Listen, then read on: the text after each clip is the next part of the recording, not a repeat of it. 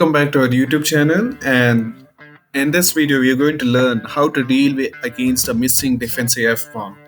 So here, if you notice, like F pawn has been already moved, or in some of the position we can see like F pawn will be missing or exchanged, either by moving or exchanging the pawns, or there might be sacrifice also. That time what happens? This diagonal will become very strong, and again you can see the king is cornered.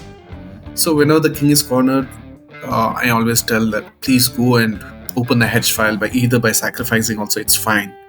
And here, uh, please pause the video and think for some time. If you found the answer, please unpause. Okay. Yeah, here it's very simple. White choose to sacrifice the knight on h7, and there's a beautiful fork now. So either he has to lose more material. So black chose to capture, and he ended up with checkmate. Simply he lost. So there's the power of missing f pawn.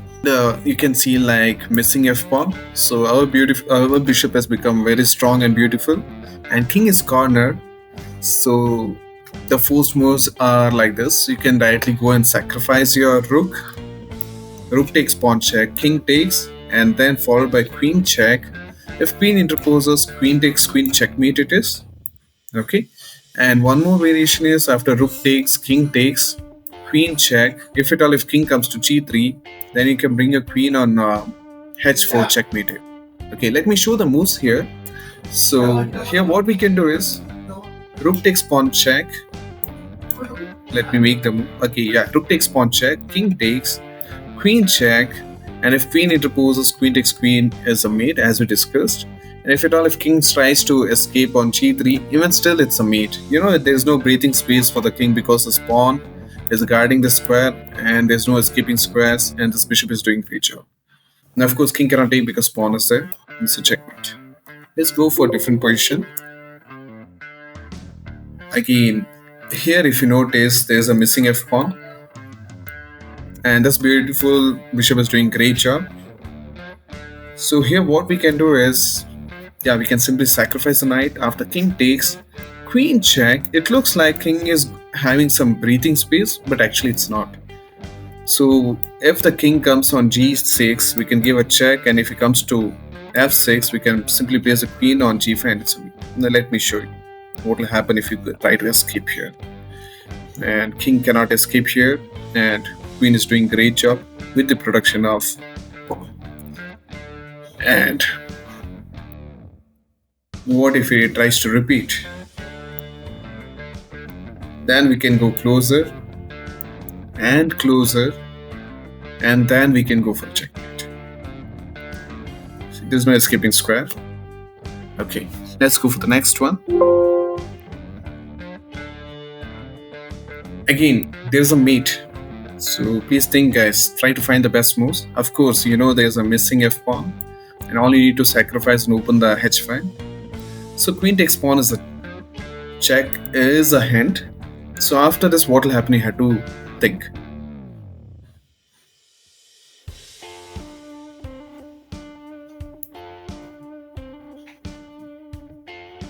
Okay, the answer is very simple. So I hope you guys have found the answer. No cheating. Okay, so queen takes pawn check, king takes, rook check, and if king tries to escape, we can simply bring our bishop on f7 and protect the rook, and it's a checkmate. Yeah, I have my own game to explain. Like I was playing a Sicilian defense with my student Monalika, and after knight f3 d6, and after fighting for center we'll capture. Once the pawn is recaptured, we can play knight f6 and attack the pawn. So there's a opening called Sicilian defense with Nastrov variation, and opponent is playing like bishop e3 line, a kind of English attack kind of a setup. Look, e5, I started chasing the knight. Knight went to b3. Very good square it is. So here I start developing the pieces and controlling the weak square. So control of d5 square is very important in Sicilian defense. Either you're playing white or black. So the game is completely dependent on this square. Whoever dominates this square, they have some advantages. So f3 is played, not allowing the knight to go and attack the bishop. So sensible move. Bishop e7, queen d2 was played. Plan is very simple. White is going to castle on the queen side. So here, whenever queen d2 comes, I play h5, making sure once he castle, there is no English attack at all.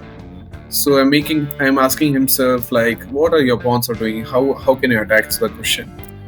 So here, Dan castling on the queen side, my opponent chose to play bishop e2. Maybe his plan is to castle on the king side. Here I start playing knight b d7. He castled. I started placing a rook in semi-open file, and also maybe I can attack this pawn in future if possible. Okay, here we go. Like knight d5 was played, dominating the center. So generally, if he's castling on the queen side, I would like to trade my knight. But since he has castled on the king side, I would like to give my bishop.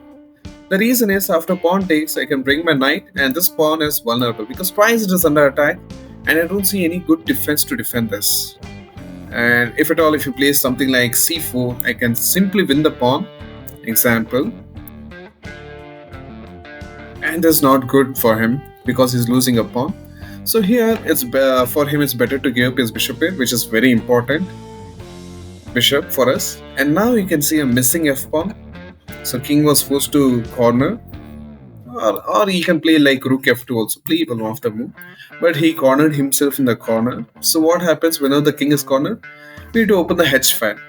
So how to open the h file? My pawn is blocking, and also rook cannot come. His pawn is blocking. So I decided to merge the pawn. Plan is very simple.